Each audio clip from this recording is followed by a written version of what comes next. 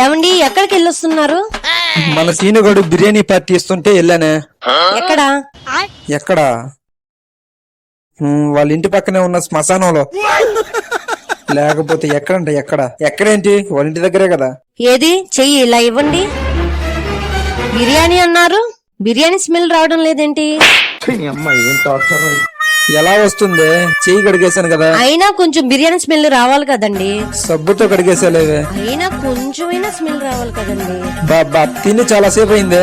అయినా కూడా కొంచెమైనా స్మెల్ రావాలి కదండి. ఎంత అనుమానం ఏంటి నీకు? ఛే!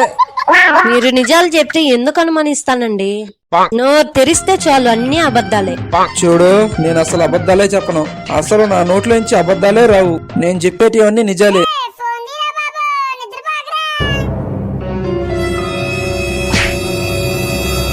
మావా ఇంటికి వెళ్ళావా?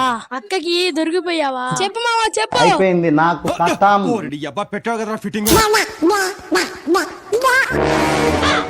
అబద్ధాలే చెప్పవు. 100 మాటలలో 99 నిజాలే చెప్తారు. మరి ఇదేంటి?